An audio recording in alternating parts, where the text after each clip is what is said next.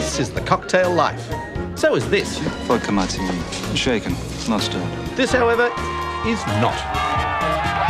But however you define it, whether you like cocktails but want to know more about what makes a great one, are into distilled spirits but don't know the difference between schnapps and a liqueur, or a blended whiskey in a single malt.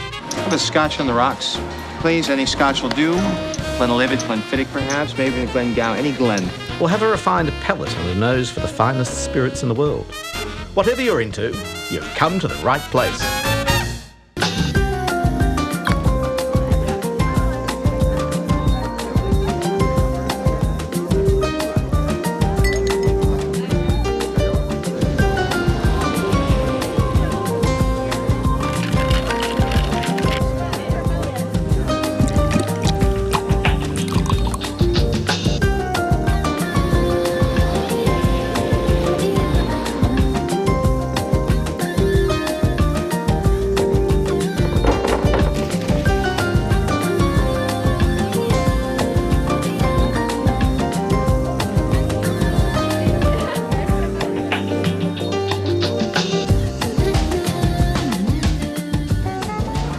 When I was a young man in Australia, every Friday night used to be reserved for the pub with my father, brothers and friends. During this time, we'd get together and talk about what was affecting our lives over a few beers. What I realise now that gave me was an appreciation for fine wine, spirits and beer, and an understanding that quality is far better than quantity.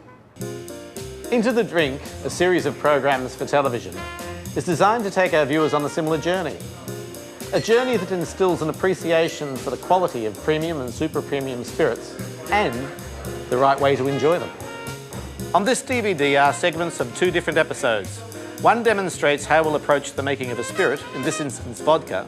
Then you'll see Cocktail Corner, one of the continuing segments within each show, where we discover the classic margarita.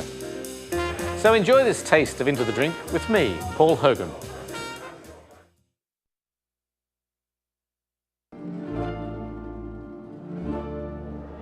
Most people, when they think of vodka, think of the cold climates of Russia, Poland and Sweden. Not this. Yeah. But here in Austin, Texas, we're on the trail of a vodka that's making waves throughout the spirit business, beating the Russians and some of the biggest names in vodka at their own game and winning a lot of awards in the process. Of course, you'd never know it by the looks of it. But that's part of Tito's Vodka's charm. Today we're in Austin to meet Tito Beverage, to find out how he went from making vodka for his friends to having his vodka served exclusively at the presidential inauguration, all within a space of 10 years. Culturally, you're Texan. By heritage, you've told me Irish, Welsh, German, Scottish. So why vodka? Why not scotch or whiskey or beer? Well, I had a plan initially to do all kinds of whiskey and vodka. But I went to the liquor store. They told me if I could make a really smooth vodka that a girl could drink straight, then I would have something. They sell more vodka than they do whiskey. It's the biggest segment of the liquor industry. If I have a chance at this, I better go for a big segment of the market. And I thought, that's it. While Tito made the origins of his vodka sound simple, he was in fact a former petrochemical engineer who tinkered his way to vodka success, using pictures of old moonshine stills as his guide. Well, this is where it all started, right here. This is a pot still, kind of like the French cognacs and the single malt scotches, but this whole setup, obviously, is handmade.